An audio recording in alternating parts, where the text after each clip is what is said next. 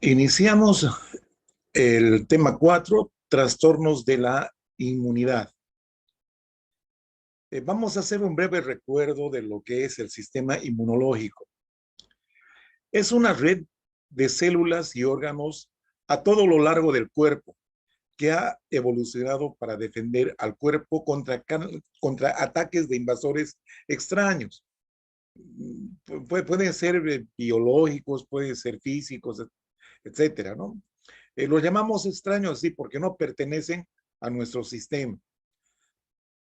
Los blancos apropiados de las defensas inmunológicas son los organismos infecciosos, como ser bacterias, ¿no? Aquí estamos poniendo un ejemplo de estreptococos, puede ser también parásitos, hongos y virus, microorganismos en general.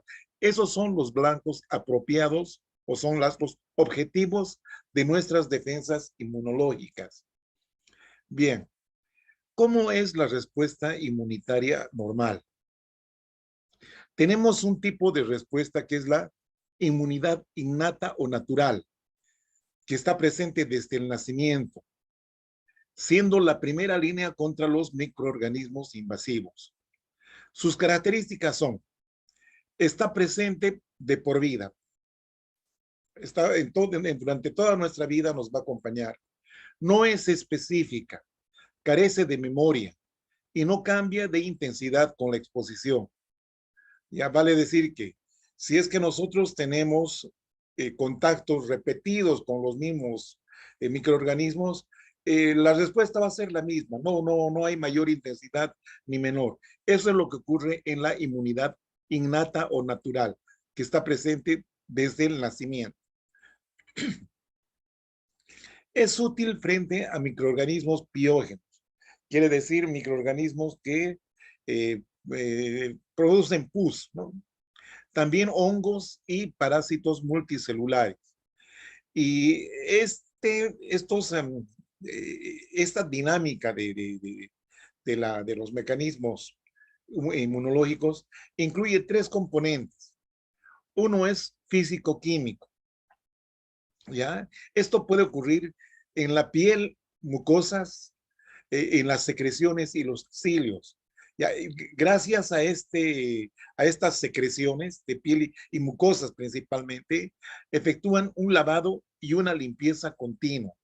¿Ya? Las secreciones son gracias a las glándulas que están presentes en estos órganos, ¿no? Sobre todo en piel y mucosas. Ustedes saben que la piel y las mucosas son elementos básicamente de defensa, que están recubriendo superficies. La piel en la parte externa y las mucosas en la parte interna, como ser cavidad nasal, cavidad bucal, etc.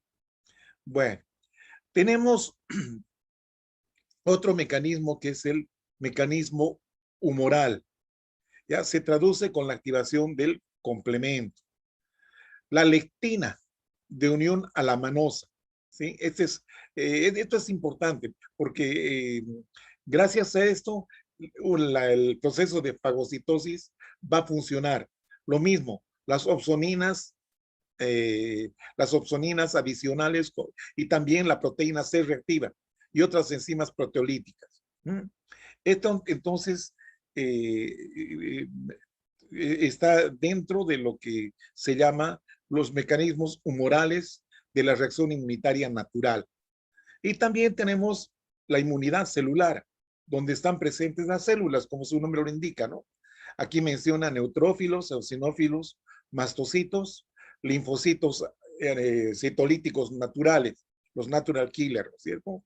Entonces, todas esas células participan en una respuesta inmunitaria normal. Aquí estamos hablando de un tipo natural o innata, ¿ya? Porque también tenemos que tomar en cuenta la otra respuesta, que es la adquirida o adaptativa. Adquirida o adaptativa. Se adquiere como parte del desarrollo, aumenta con la edad y con las exposiciones repetidas, todo lo que no pasa con la anterior, ¿no? Con la innata, ¿ya?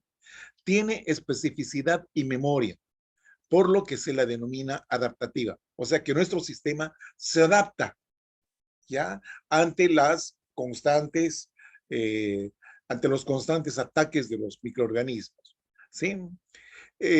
Sus componentes son los anticuerpos producidos por las células plasmáticas, ¿no es cierto? Y las células, principalmente los linfocitos, que nos van a proteger frente a microorganismos como ser bacterias, virus, protozoos, ¿sí? Incluidas bacterias, dice aquí, las que producen su efecto infeccioso dentro de la misma célula. Son bacterias intracelulares.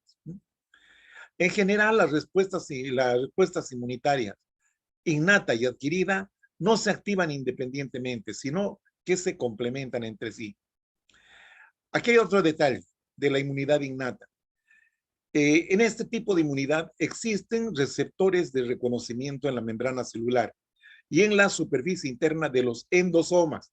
Ya, ustedes saben que los endosomas son vesículas con membrana que han internalizado algún elemento, ¿no? Después de la fagocitosis o la endocitosis. Eso se llama endosomas.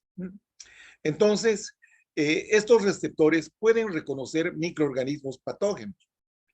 Estamos hablando en la inmunidad innata. Ejemplo, hay receptores de tipo TOL o señuelo, que se llama así, que reconocen productos bacterianos. Y hay receptores del tipo NOD, el NOD, que reconocen una variedad de sustancias como ser productos de células necrosadas, productos de células muertas. ¿Ya? Entonces, vean ustedes, esto es interesante. Esto ocurre en la inmunidad innata, ¿no es cierto? Como respuesta inmunitaria. Aquí estamos viendo qué es lo que ocurre en la inmunidad innata, ¿sí? Ahí están las barreras, que puede ser la piel, las mucosas. Aquí están los microorganismos patógenos, ¿ya? Entonces, por debajo de los epitelios están las células, ¿no es cierto? Que pueden ser los fagocitos, que involucran a los macrófagos, neutrófilos y también las células dendríticas, ¿sí? Las células dendríticas. Bueno, entonces, en este proceso, los fagocitos, como su nombre indica, van a fagocitar. Y las células dendríticas también fagocitan, pero su objetivo principal es, una vez que destruyen al microorganismo, partes de este microorganismo van a presentar a otras células. Por eso también a estas células se les llama células presentadoras de antígenos. ¿Mm? Aquí estamos viendo el complemento que se organiza en el complejo de ataque de membrana. ¿Eh?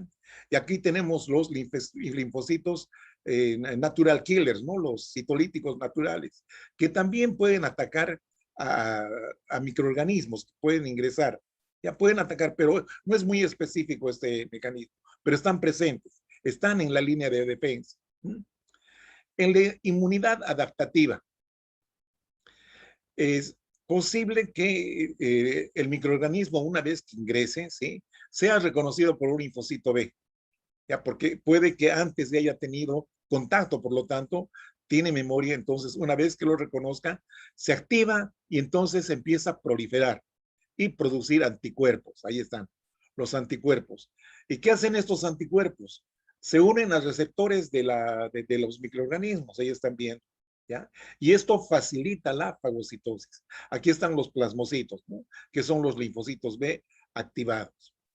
Aquí está la célula dendrítica, presentando péptidos de este microorganismo a los linfocitos T, ¿sí? Estos linfocitos T, una vez que se sensibilizan, se activan, proliferan, ¿ya?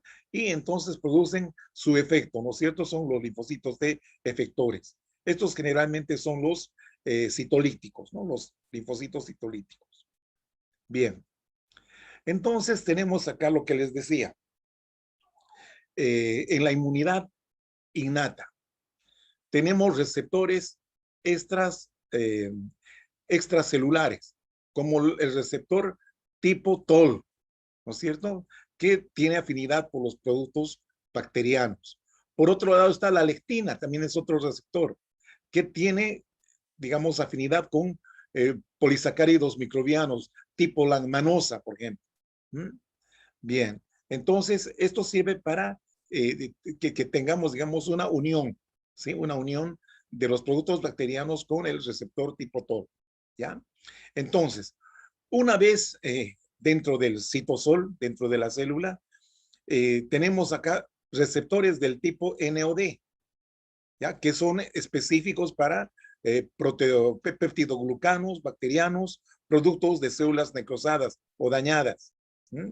Tenemos otros receptores del tipo RIG, ¿ya? Que tienen predilección por el ARN de los virus, ¿ya? De los virus, para destruirlos. Por otro lado, tenemos el endosoma que dijimos, que también tiene receptores tipo TOL, ¿sí? Ahí están. Entonces, estos van a degradar a los ácidos nucleicos de microbios ingeridos, ¿sí? Ingeridos. Bien. Células que participan en la reacción inmunitaria. Tenemos a los linfocitos T encargados de la inmunidad celular. Los linfocitos B encargados de la inmunidad humoral. Los linfocitos citolíticos naturales y las células presentadoras de antígenos, que tienen una participación muy importante en el proceso de la reacción inmunitaria. Estas células dendríticas se encuentran en los epitelios, debajo de los epitelios y en los intersticios celulares. ¿Ya? También estas células dendríticas podemos encontrar eh, a nivel de los folículos, en aquellos órganos linfoides secundarios. Las células dendríticas que tienen, digamos, afinidad con los linfocitos T, los vamos a encontrar en algunas regiones específicas, como en la paracorteza de los ganglios linfáticos, ¿se acuerdan? ¿Mm? Y luego también tenemos las células dendríticas plasmocitoides. Se llaman así porque se parecen a los plasmocitos. Y otras células dendríticas como ser las linfocitos B o células B y los macrófagos, ¿ya? Que obviamente participan, ¿sí? Participan. Pueden presentar antígenos, tanto los plasmocitos como los macrófagos. Claro, porque las células dendríticas, que son macrófagos especializados, también su proceso es fagocitar y luego presentar péptidos, ¿no es cierto?, a las células específicas. Bien, ahí tenemos los complejos del receptor, tanto del linfocito T y del linfocito B, ¿ya? Esta es la célula presentadora de antígeno. Ahí está. Este es el complejo por parte de la célula presentadora de antígeno, ¿ya? Este se llama el complejo principal de histocompatibilidad, ¿ya? Ahí está, ¿sí? Es un dímero.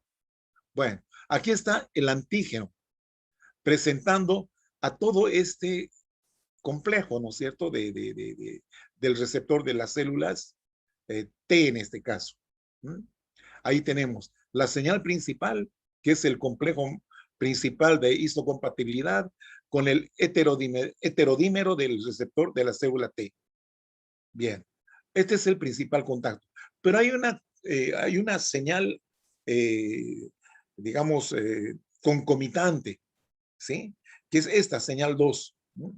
Donde tenemos el CD80 de la célula presentadora de antígenos, o CD86 puede ser, con esta molécula CD28 del linfocito, ¿ya?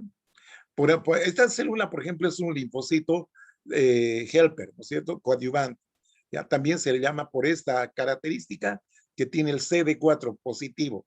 CD significa grupos de diferenciación, clusters differentiation, que es en inglés. CD significa eso. Ya, entonces, los linfocitos helper o auxiliares o coadyuvantes son CD4 positivos. Aquí estamos viendo en la célula B, ahí están los antígenos.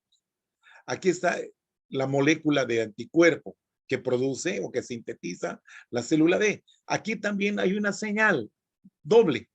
La primera es la unión del antígeno con las cadenas de los anticuerpos. Y otra es la segunda señal, ¿eh? Una señal adicional.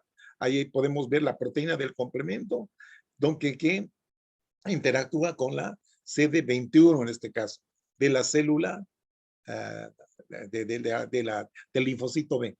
Entonces, para que se produzca una sensibilización de esta célula, tiene que haber primero esta señal y después esta segunda señal. Lo mismo acá, ¿ya? Si no hay esta segunda señal, no se sensibiliza. Este linfocito no se va a activar, ¿ya? Es como si con esta primera señal es como para arrancar un auto, ¿cierto? Colocar la llave en la chapita, ¿ya? Y esta segunda señal es darle contacto para que el motor funcione, ¿ya? Si no hay ese contacto, entonces no hay activación. Lo mismo ocurre aquí con los linfocitos B. Bien. Subtipos de células T. Ya, aquí estamos viendo la célula presentadora de antígeno y aquí la célula efectora. Bueno, en el caso de los linfocitos helper o coadyuvantes o auxiliares, existen varios tipos. Todo depende de las citocinas que las definen. Por ejemplo, existe esta variante, la TH1, el linfocito TH1, ya que funciona gracias al interferón gamma. Y este tiene sus células objetivo, que son los macrófagos. ¿Ya? Entonces, van a defender al huésped de microorganismos patógenos intracelulares. ¿Y en qué tipo de procesos actúan o funcionan? En un proceso de autoinmunidad, también en la inflamación crónica. ¿Ya? Por otro lado, tenemos los TH2, ya que tienen sus, que liberan o sintetizan citocinas definidoras, dice acá, como la interleucina 4, 5 y 13. ¿Ya? Estas tienen afinidad por los eosinófilos. Por los eosinófilos. También existen TH2 que tienen afinidad por los plasmocitos para que produzcan anticuerpos. ¿Ya? En este caso estamos hablando de los eosinófilos que nos defienden de las parasitosis. Aquí estamos poniendo como ejemplo los helmintos. ¿Ya? Y también en las alergias están presentes los eosinófilos. ¿Mm? Otra es la TH17, ¿ya? Que gracias a la síntesis de interleucina 17 y 22 tienen interacción con los neutrófilos. Y esta nos defiende de microorganismos patógenos extracelulares, pero también participan en la autoinmunidad. Eso es importante tener en cuenta. Bien. Las moléculas de histocompatibilidad son estructuras que están en las superficies celulares. Une fragmentos peptídicos de proteínas ajenas, extrañas, ¿ya? Para presentarlos a las células T específicas para el antígeno. ¿Ya? Es importante esto. Une fragmentos peptídicos de proteínas extrañas o de microorganismos extraños, digamos, que han sido fagocitados. Entonces, estos fragmentos peptídicos nos presentan a las células T específicas para ese antígeno, ¿no es cierto? Que es el péptido, ¿no? Fragmento peptídico. Entonces, existen dos clases de moléculas de histocompatibilidad ya reconocidas. Las moléculas de clase 1, que están presentes en todas las células nucleadas y en las plaquetas. Se unen a antígenos procesados endógenamente, o sea, dentro de la célula, ¿ya?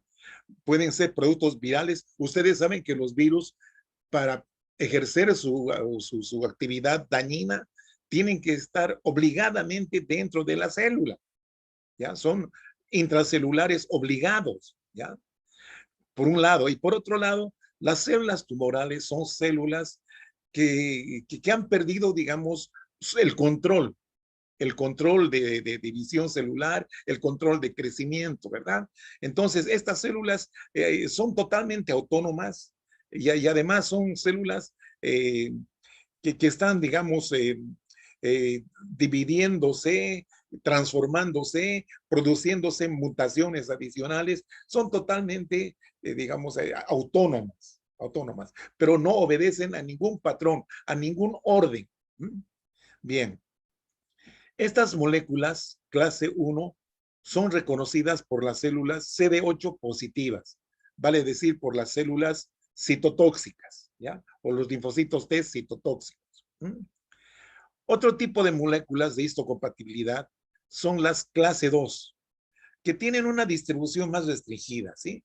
Están presentes en células presentadoras de antígenos, monocitos, células o linfocitos B, células endoteliales venulares, siendo reconocidas por las células CD4 positivas, vale decir, por los linfocitos auxiliares, colaboradores, helper. ¿eh? Es lo mismo. Bien, ahí tenemos las moléculas CD, el complejo, ¿no? Del receptor de la célula T, tanto en la célula citotóxica, CD8 positiva, y en la célula colaboradora, CD4 positiva. ¿Ya? Entonces, esta es una célula presentadora de antígeno, lo mismo que esta. ¿Sí? Ahí está entonces la molécula de histocompatibilidad clase 2. Aquí está el péptido, el antígeno. ¿eh? Aquí está el receptor, el que recibe la primera señal, y aquí está la señal, ¿no es cierto? La segunda señal. ¿eh? Aquí lo mismo. Ahí está el péptido, ¿no es cierto? El antígeno. Ahí tenemos receptor de la célula T y digamos, su segunda señal. Primera y segunda señal. Este es clase 1, este es clase 2. Bien. Entonces, alteraciones relacionadas con el sistema inmunitario. Podemos hablar de los estados de hipersensibilidad. ¿Qué significa esto? Que es una respuesta exagerada del sistema inmunitario, ¿ya? Puede ser por situaciones hereditarias, por problemas de condiciones, digamos, de algunas enfermedades que tengan de base el huésped, en fin. Luego tenemos las enfermedades autoinmunitarias. Esto sucede cuando nuestro sistema inmunitario reacciona contra lo propio, contra lo nuestro, nos ataca, no nos reconoce como propio, ¿ya? Esas son entonces las enfermedades autoinmunitarias. Y luego tenemos los estados de inmunodeficiencia, que pueden ser congénita o adquirida. ¿Qué significa inmunodeficiencia? Su nombre lo indica. Nuestro sistema inmune está deficiente, no está funcionando bien, ¿ya? No nos defiende adecuadamente. Bien. Entonces vamos a hablar aquí de las lesiones o las reacciones de hipersensibilidad. Vale decir, esa reacción exagerada de nuestro sistema inmunitario. Bueno, vamos a hablar de los mecanismos. Tenemos acá la hipersensibilidad, reacciones de hipersensibilidad. Tenemos esta, la inmediata de tipo 1 o anafiláctica. Está inducida por antígenos ambientales. A esto se lo llama alergenos, que estimulan la respuesta de los TH2, miren ustedes, y producción de IgE. TH2 y producción de IgE.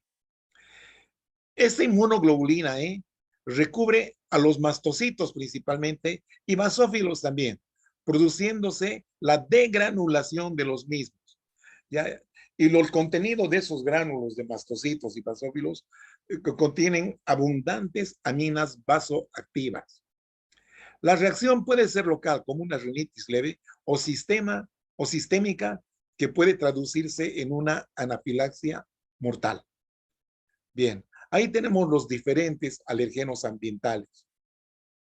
Ácaros del polvo, polen, picaduras de insectos, moho de la fruta, pelos de animales, algunos fármacos, alimentos también, ¿por qué no? El pescado, los enlatados, la mantequilla, etcétera, etcétera, ¿ya? Etcétera, etcétera.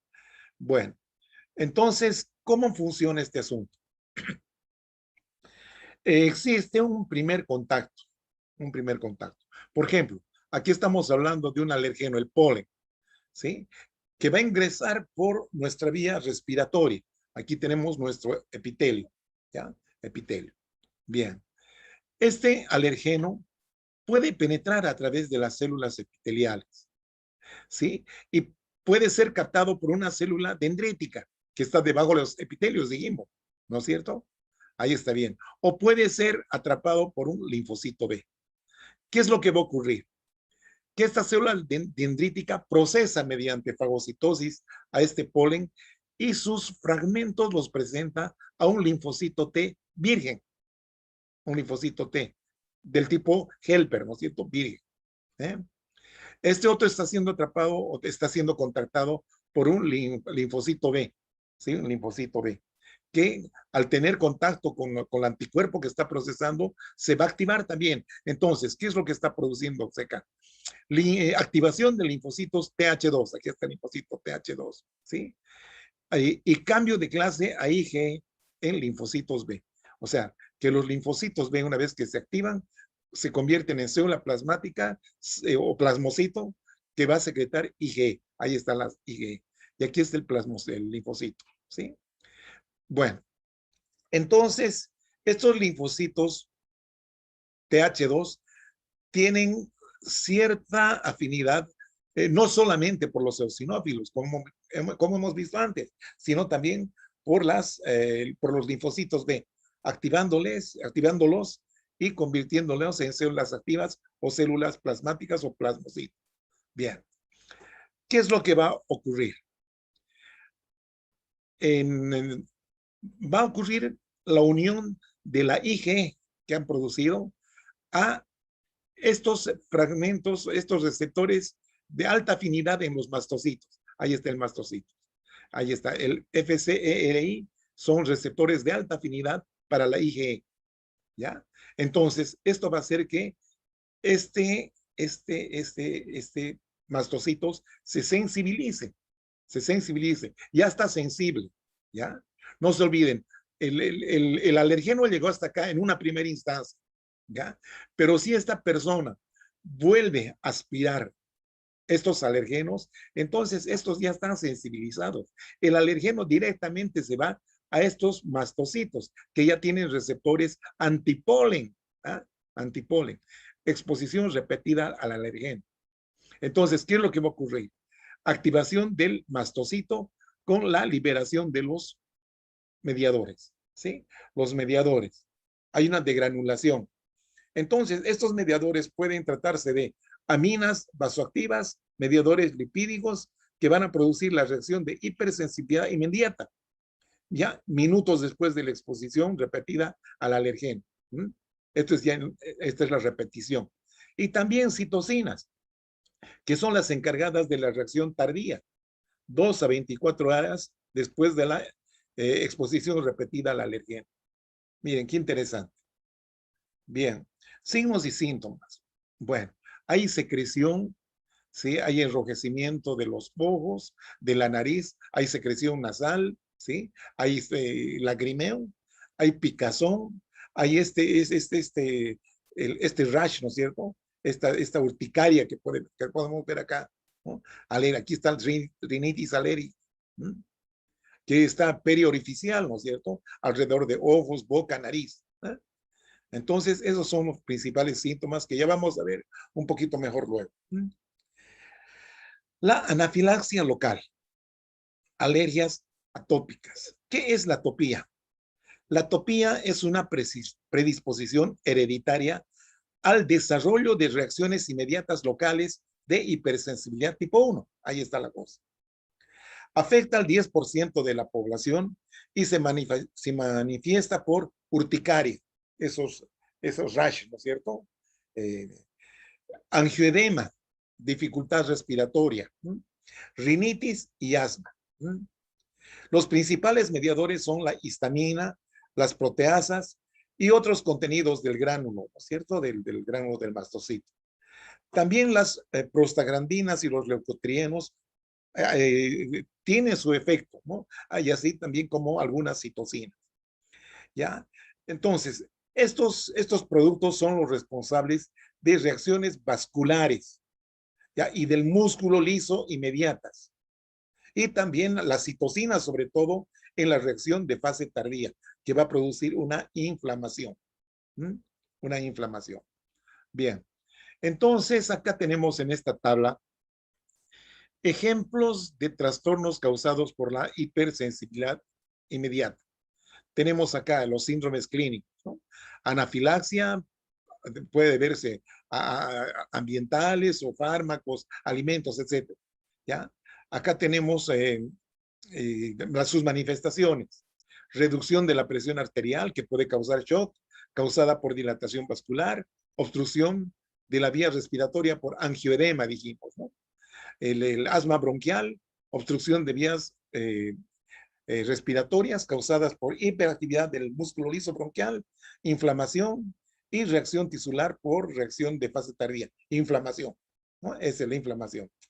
Rinitis alérgica, sinusitis, como se conoce a la fiebre del heno. Aumento de secreción de moco, ya que va a dificultar la vía respiratoria, ¿no? El pasaje de aire. Inflamación de la vía respiratoria superior y de los senos paranasales. Alergias a alimentos. Aquí esto cursa con aumento del peristaltismo debido a la contracción de los músculos intestinales, lo que puede provocar vómitos y diarrea. Muy bien. Bueno, en cuanto a la anafilaxia sistémica, ya hemos visto la anafilaxia local, ¿no? Esta es la sistémica. Se desencadena después de la administración oral o parenteral. Parenteral significa mediante inyección, ¿verdad?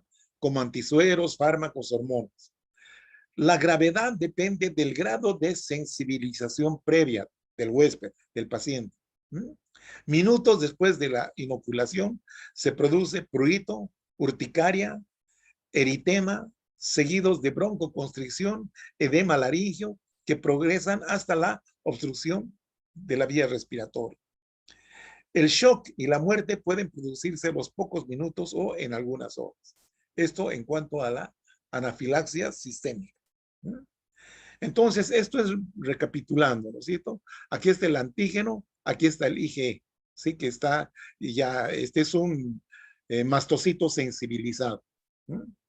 Entonces, aquí, esta unión del antígeno con el anticuerpo envía señales para la degranulación, ¿sí? Ahí está el contenido del gránulo, histamina, proteasas, también los fosfolípidos de membrana que están alterados van a producir metabolitos del ácido araquidónico como prostaglandinas, leucotrienos y también factor activador de plaquetas. ¿Ya? Esto da lugar a una respuesta inmediata, vasodilatación, extravasación de líquidos y espasmo del músculo liso. ¿Eh? Bien, también va a haber señales para la activación de los genes, ya que codifican la producción de citocinas. Señales para la activación de esta enzima, la fosfolipasa A2, ¿ya? Para que se produzca la degradación de los fosfolípidos de membrana, como el ácido araquidónico. Producción o secreción de citocinas y quimiosinas, que son las que se encargan de la reacción de la fase tardía, ¿ya? Donde hay inflamación básicamente, ¿no? Hay inflamación o infiltración leucocitaria, daño epitelial, vascoespasmo.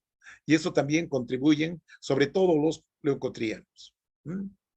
Bien, ahí tenemos un paciente en shock anafiláctico. Bien, ahí está. Miren cómo se hace más turgente esta parte de la garganta, ¿no? Es el angioedema, ¿ah? O edema laríngeo. Bien. Otro tipo de hipersensibilidad es la del tipo 2, ¿ya? Que tiene sus variantes, ¿no? Acá tenemos, por ejemplo, la hipersensibilidad mediada por anticuerpos. Aquí entonces van a participar los anticuerpos. Los trastornos por este tipo de hipersensibilidad se deben a producción de anticuerpos dirigidos contra antígenos diana, otros objetivos, ¿sí? Situados en las superficies de las células u otros componentes tisulares. ¿Ya? Otros componentes tisulares. Pero más que nada son antígenos de superficie celular. Ahí dice eso. Los antígenos pueden ser moléculas normales intrínsecas a las membranas celulares, componentes de las membranas celulares, ¿sí? Moléculas componentes de las membranas celulares. O bien de la matriz extracelular, ¿sí? Que están ahí cerca de la célula, obviamente, cerca de su membrana, o de la matriz extracelular. O pueden estar absorbidos por antígenos exógenos. Absorbidos, no es absorbidos, absorbidos. O sea, pegaditos, se pegan, no los absorben, se pegan, se adhieren. Por ejemplo, el metabolito de un fármaco. ¿Mm? Entonces, estos son los antígenos, ¿ya? Los que van a ser causantes del problema. La lesión posterior se produce por los mecanismos que describiremos a continuación. Perfecto. Bien. Tenemos entonces este mecanismo que es la opsonización y fagocitosis, mediada por complemento y receptor FC. Bien. En este caso, puede producirse destrucción directa a través del complejo de ataque de membrana o por opsonización. ¿Esto en qué situaciones puede ocurrir? En reacciones transfusionales por incompatibilidad sanguínea, ¿ya? Grupos sanguíneos, factor RH. En casos de eritroblastosis fetal, ¿ya? Donde se producen anticuerpos IgG maternos contra los antígenos de eritrocitos del feto, ¿ya? Eso es cuando hay incompatibilidad sanguínea entre el padre y la madre. Otros casos, la trombocitopenia, la agranulocitosis y la anemia hemolítica autoinmunitaria. Todos son estos procesos autoinmunitarios. Bien, entonces, una segunda, aquí estamos viendo lo mismo, ¿no? Opsonización y fagocitosis mediada por complemento y receptor FC. Bien. Los anticuerpos, ya sean IgM o IgG, se dirigen a las células blanco, activan el complemento y su destrucción se debe a la opsonización, ya por estas opsoninas, C3b, C4c, y produciéndose de esta manera la fagocitosis. También conduce a la formación del complejo de ataque de membrana que produce destrucción celular mediante lisis osmótica. Bueno, está bien, ya ahí tenemos. Esta es una célula opsonizada, ¿ya? Ahí están las opsoninas, la fracción C3b. ¿Eh? Aquí está el complejo de ataque de membrana. Bueno, la opsonización, entonces, aquí está la inmunoglobulina, en este caso IgG, y aquí está el receptor de la fracción FC de la IgG, ¿ya? Aquí está el receptor de la fracción C3b, ¿ya? Las opsoninas. Entonces, esto facilita la fagocitosis. Aquí se está produciendo la fagocitosis y luego viene la destrucción, ¿ya? Aquí vemos estamos viendo prácticamente lo mismo, ¿no es cierto? Eh, pero esta es una variante, ¿no? Aquí es inflamación, perdón, inflamación, mediada por complemento y receptor FC. Por favor, para no confundir con opsonización y fagocitosis, ¿sí? Opsonización y fagocitosis. Esto es inflamación, mediada por complemento y receptor de la FC. Bien. Entonces, acá ocurre que los anticuerpos se depositan en tejidos extracelulares, como ser membranas basales y matriz, y la lesión se debe a la inflamación. Entonces, aquí es importante la mediación del complemento también, ¿eh? la participación del complemento. Los anticuerpos activan al complemento, ¿sí? Al complemento. C3A y C5A. Pero en este caso no son opsoninas, sino son las anafilotoxinas, que reclutan neutrófilos y monocitos a los que se van a activar y liberar enzimas proteolíticas, ¿ya? Entonces, aquí estamos viendo, ¿sí? En la área extracelular. Ahí están las fracciones del complemento. Entonces, estas son, digamos, los antígenos. Los antígenos. Aquí está su receptor, ¿no es cierto? Esta es la IgG, digamos así. Ahí está el complemento. Todo esto va a producir una activación. Por una parte, la formación del complejo de ataque de membrana y por otro lado, el fraccionamiento de estos complementos, dando lugar a subproductos, como ser las anafilotoxinas. Y estas anafilotoxinas van a activar a los neutrófilos y estos se degranulan y a su vez producen radicales libres del oxígeno, dando lugar a una inflamación y lesión tisular. Bien. Bueno. Otra forma del mecanismo de la hipersensibilidad tipo 2 es la disfunción celular mediada por anticuerpos.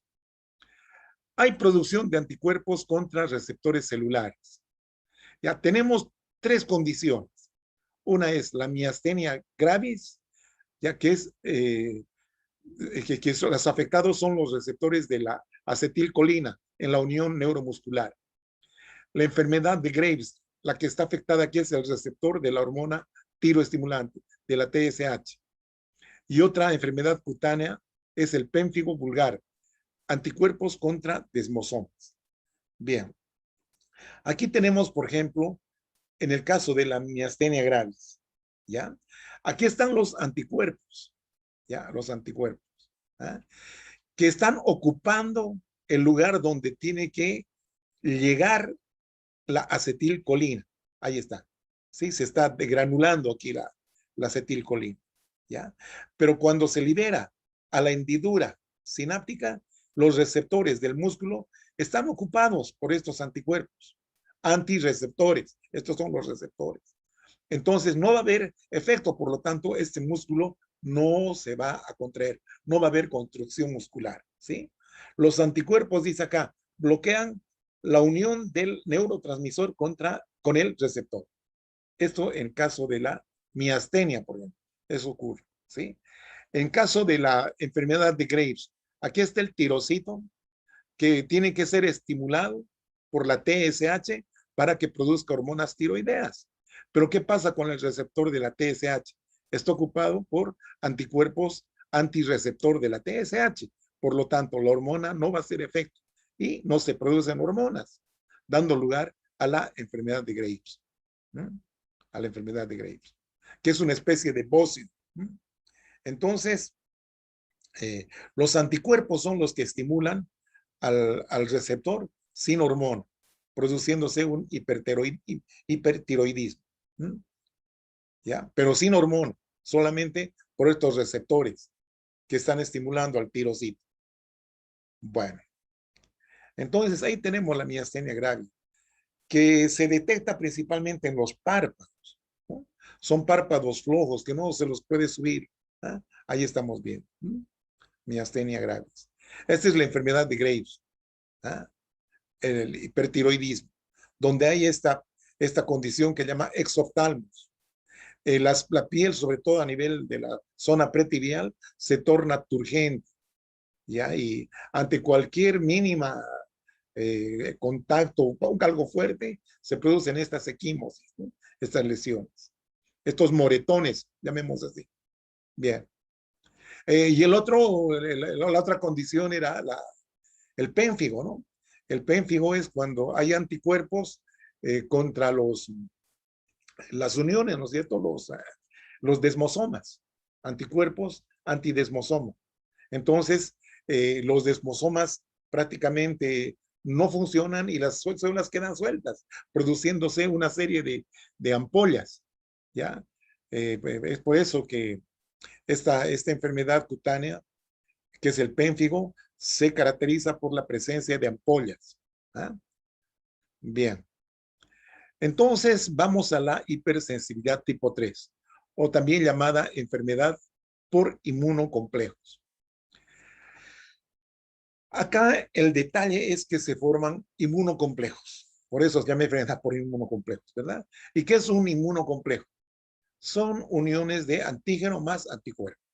Y estos pueden estar circulando o fuera de la circulación, circulantes o extravasculares. El antígeno puede ser exógeno, un microorganismo, por ejemplo, o endógeno, como ser antígenos nucleares o inmunoglobulinas. Producen lesión tisular, lesión del tejido, por inflamación en los sitios en que se deposita. ¿Y cuáles son estos sitios? De preferencia son paredes de vasos sanguíneos o algunas otras zonas extravasculares. Esta enfermedad por inmunocomplejos puede ser localizada en un sitio o generalizada en todo el sistema. ¿Ya? Bien. Entonces tenemos la enfermedad sistémica por inmunocomplejos.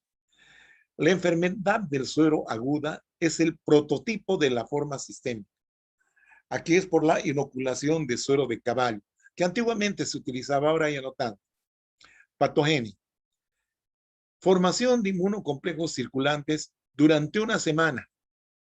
Los más patógenos son los de tamaño pequeño. Se depositan en tejidos, como ser el glomérulo renal, las articulaciones, piel, corazón, serosas, vasos pequeños. Existe inflamación en los sitios de depósito, o sea, donde se depositan estos inmunocomplejos, hay inflamación. ¿Ya? Obviamente, este sitio de inflamación va a ser el que causa el daño de la zona, ¿no? Donde se han depositado estos inmunocomplejos. Entonces, ¿qué ocurre a nivel de los vasos? Hay aumento de la permeabilidad y activación de células inflamatorias. ¿Ya? Eso en la fase aguda. En la fase crónica, continúa el problema y esto se debe a que los antígenos permanecen. O sea, es una antigenemia, presencia de antígenos circulantes o recidivante que se produce una y otra vez o prolongada. Un ejemplo de enfermedad de inmunocomplejos en fase crónica es el lupus eritematoso sistémico. Bien, ahí tenemos el lupus eritematoso. Eritematoso, ¿ya? Porque se ven estas zonas enrojecidas. Es el eritema, ¿eh? Este es el eritema característico. Se presenta en mujeres sobre todo, ¿no? Es como alas de mariposa, ¿no? Ahí está el cuerpito de la mariposa y estas sus alas. ¿Eh? Eh, bien, ahí tenemos la lesión básica, ¿no? Que es la vasculitis, ¿ya? Esto se debe al depósito de inmunocomplejos en la pared del vaso y aquí la inflamación que causa esta zona de necrosis que parece fibrina, por eso se llama necrosis fibrinoide, típico de la vasculitis. Bien, la reacción de Artus es un ejemplo de la forma localizada, dice acá. Se puede producir experimentalmente inoculando antígenos en un animal inmunizado. A las pocas horas se produce una vasculitis con edema y hemorragia y luego necrosis de esa zona secundaria a formación o depósito local de inmunocomplejos.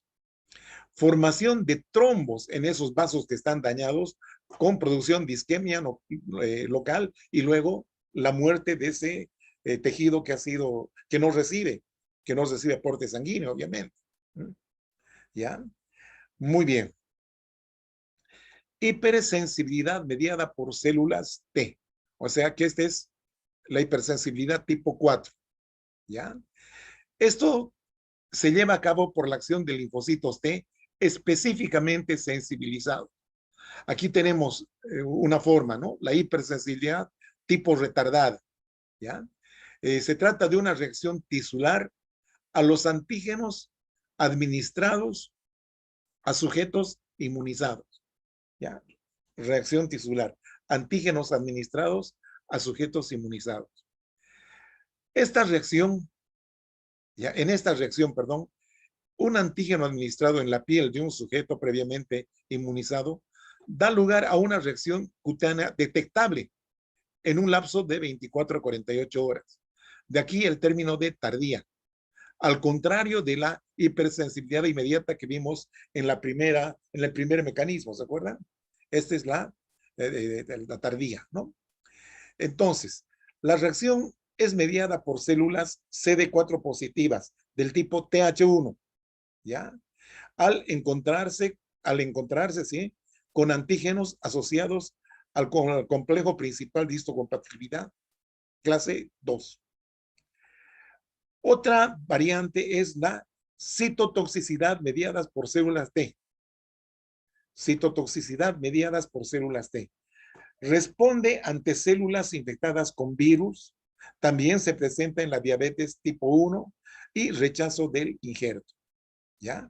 Se producen acá linfocitos T citotóxicos o CD8 positivos que reconocen a los antígenos asociados con el complejo principal de histocompatibilidad clase 1. Bien. Entonces acá tenemos la inflamación mediada por citocinas. Aquí está la célula presentadora de antígeno que presenta un antígeno tisular. Ahí está presentado. Aquí está el linfocito T, CD4 positivo.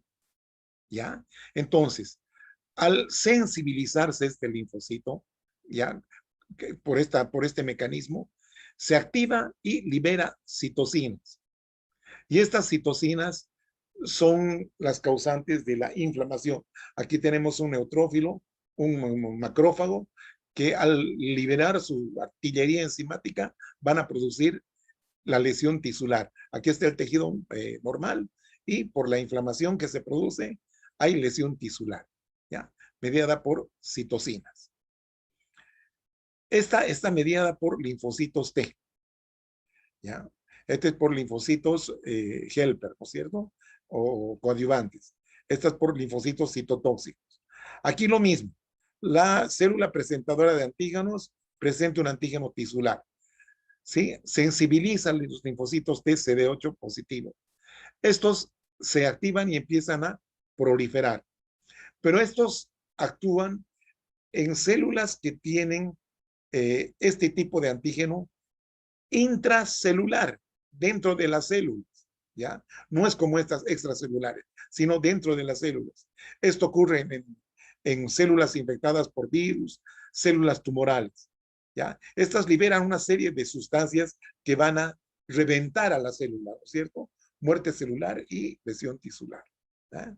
Ahí están reaccionando. Este es el receptor de la célula T, CD8 positiva, ¿ya? Está bien entonces, ¿no? Entonces ahí se produce la lesión a las células estas que están infectadas intracelularmente por componentes virales o células alteradas, ¿no? Células transformadas, también se llaman así. ¿Mm? Entonces, en la hipersensibilidad retardada existen en aquellos tipos de microorganismos que no son fáciles de eliminar, caso del bacilo de la tuberculosis, por ejemplo, y de otros, ¿no es cierto? Aquí está la célula presentadora de antígenos que muy difícilmente puede degradar este microorganismo, porque estas tienen sus defensas, tienen sus mecanismos de burlar a digamos, a la actividad lisosómica. Bueno, aquí presentan sus antígenos al linfocito CD4 positivo tipo TH1. ¿Eh?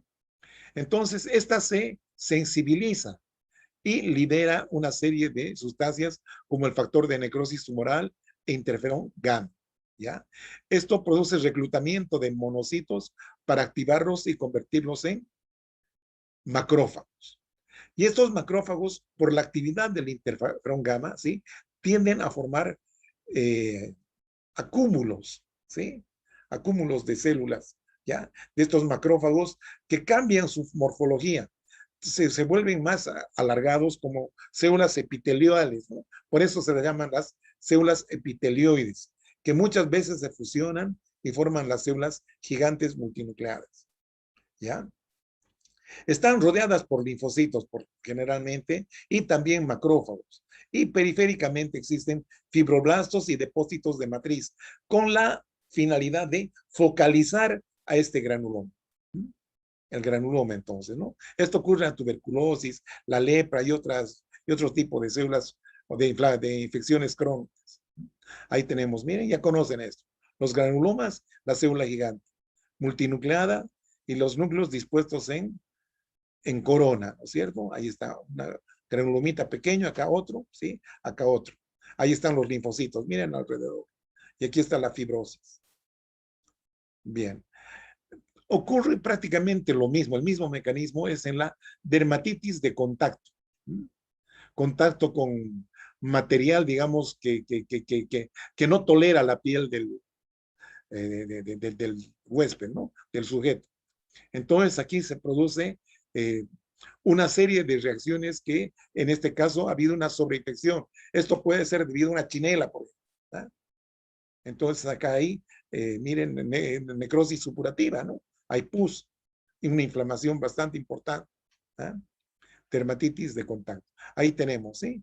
Los linfocitos causando la reacción. Esta es la piel y aquí se ha producido una ampollita, ¿sí? Esto se llama eh, eh, epidermolisis, ¿ya? Epidermolisis. Bueno, y luego vamos a hablar de las enfermedades autoinmunitarias. Para considerar una enfermedad autoinmunitaria, debe cumplir ciertos requisitos. Presencia de una reacción autoinmunitaria, eso es inevitable, ¿ya? Esa es, digamos, una condición sine qua non. No tiene que ser secundaria a daño de un tejido, por ejemplo, infecciones, no secundaria. ¿Eh? Y tiene que haber ausencia de otra causa de enfermedad para titularlas o considerarlas como autoinmunitarias. ¿Ya? Entonces, en este tipo de enfermedades, los trastornos pueden ser producidos por células T o por anticuerpos que reaccionan contra autoantígenos, afectando un determinado tejido u órgano, o bien a todo un sistema. Vean ustedes. ¿Eh? Bueno, entonces en condiciones normales existen mecanismos de tolerancia inmunitaria. Aquí vamos a hablar de la tolerancia central y de la tolerancia periférica. ¿Qué significa la tolerancia central? Bueno, todos los linfocitos se originan en la médula ósea. Algunos están programados para convertirse o diferenciarse en linfocitos T, pero para eso tienen que migrar hasta el timo, ¿ya? O bien los que están programados para ser linfocitos B vuelven a la médula ósea para convertirse o diferenciarse en linfocitos B. Bueno, entonces, ¿qué ocurre? Estos linfocitos empiezan a madurar, a diferenciarse, ¿ya? Y constantemente pasan una serie de controles, ¿ya? Que son las encargadas de eso son estas células presentadoras de antígenos que están dentro del timo. Entonces están evaluándolas constantemente, mostrándoles antígenos propios y estas no tienen que reaccionar contra un antígeno propio. No tienen que reaccionar, porque si reaccionan, inmediatamente son eliminados por apoptosis, ¿ya? Pero si lograran por alguna manera sobrevivir, entonces estas van a evolucionar a linfocitos T reguladores, ¿ya? De enemigos que podrían haber sido, se vuelven células amigas, ¿ya? Entonces, de esta manera se convierten en linfocitos T reguladores y de esa manera salen del timo, ¿ya? Hacia la circulación, o sea, hacia la periferia. Lo mismo ocurre con los linfocitos B, ¿ya?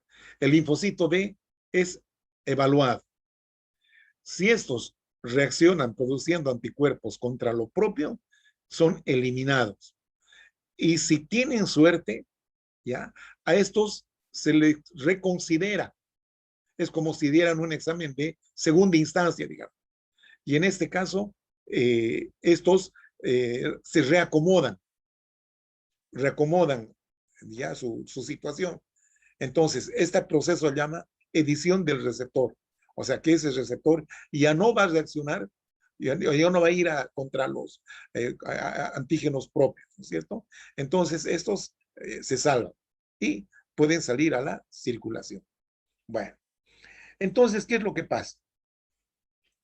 Los linfocitos T que ya han salido, los que han logrado aprobar y salir del timo, salen a la circulación. Pero en la circulación también es posible que algunos linfocitos se hayan escapado sin haber aprobado, ¿no es cierto? Sin ser aptos.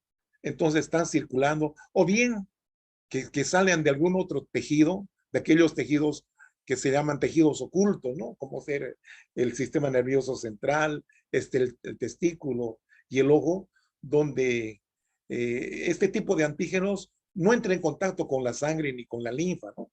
Pero a veces por una situación de una infección, un traumatismo, estos salen. Entonces, estos pues pueden reconocer o pueden reaccionar contra antígenos propios, ¿ya? Y eso no es bueno, ¿no es cierto? Entonces, para eso están estas celulitas que han salido de acá, los linfocitos T reguladores.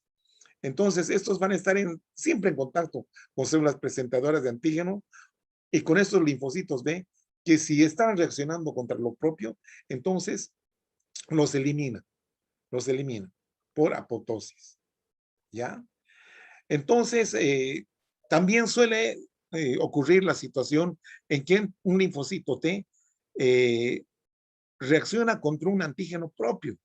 Este está presentando un antígeno propio, ¿ya? Entonces, en este caso, ¿qué puede ocurrir? Tenemos dos alternativas. Que no haya la segunda señal, la primera y segunda señal, ya cuando hay el receptor de la célula T, ¿sí? Entonces, si no hay una segunda T, entonces se produce una especie de anergia.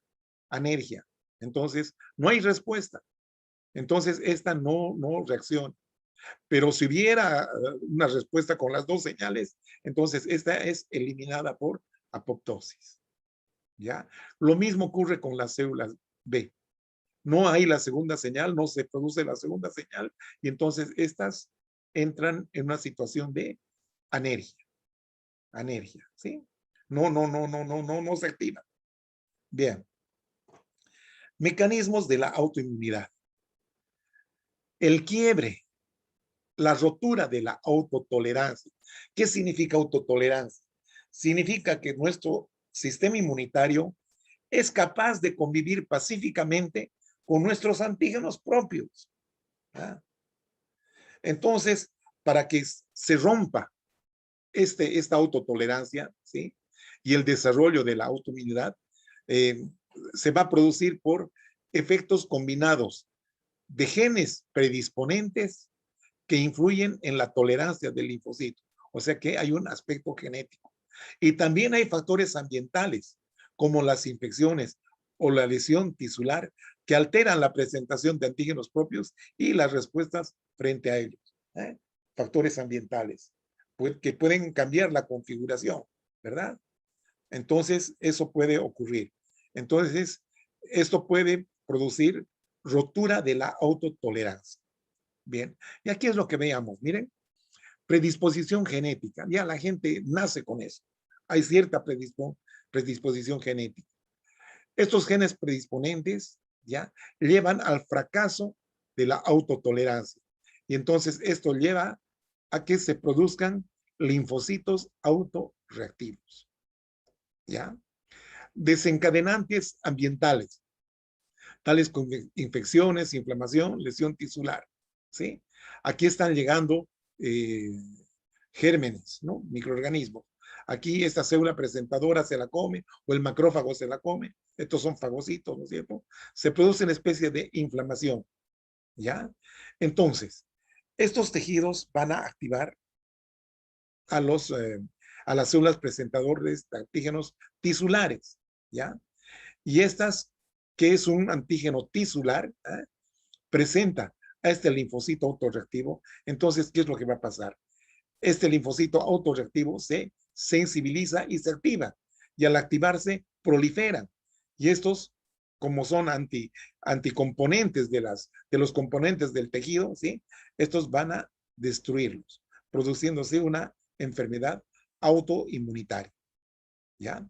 Entonces, entre las enfermedades autoinmunitarias clásicas están el lupus eritematoso sistémico. ¿Ya? Es un trastorno autoinmunitario inflamatorio crónico que puede afectar muchos sistemas, muchos órganos, ¿eh? Incluyendo piel, articulaciones y órganos internos, ¿sí? Por eso se llama sistémico. Se llama lupus porque viene de lobo, porque no sabe cuándo va a atacar, ni por dónde. Eritematoso porque hay eritemas, sobre todo en la piel. Afecta 9 veces más a la mujer que al hombre y puede presentarse a cualquier edad.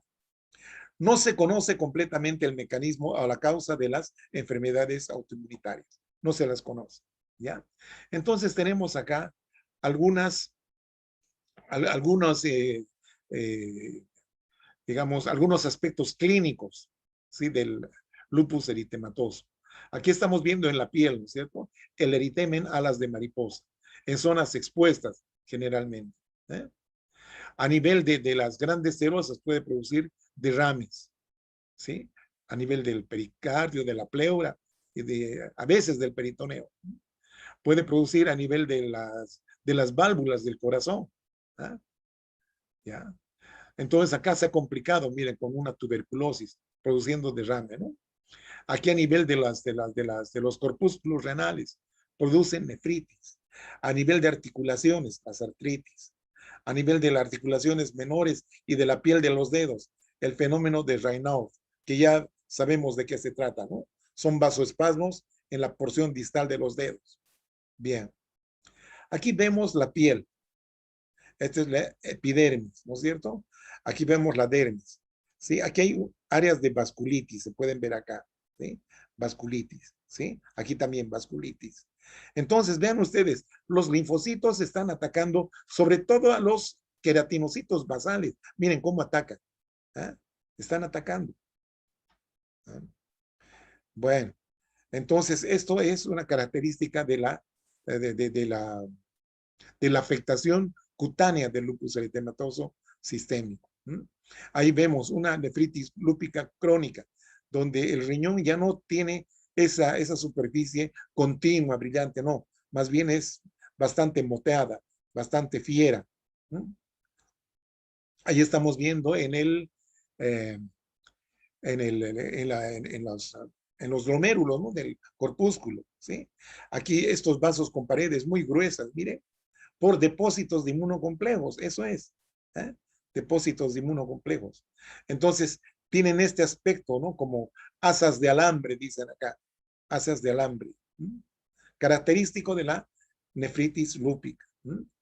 A nivel del corazón, en las válvulas, presentan esta endocarditis vegetante, que como es a causa del lupus, se llama esta endocarditis de Liebman-Sachs, que es característica del lupus eritematoso. Entonces, la vamos a parar acá. Continuamos la próxima semana con la segunda parte. Muy bien, jóvenes, gracias.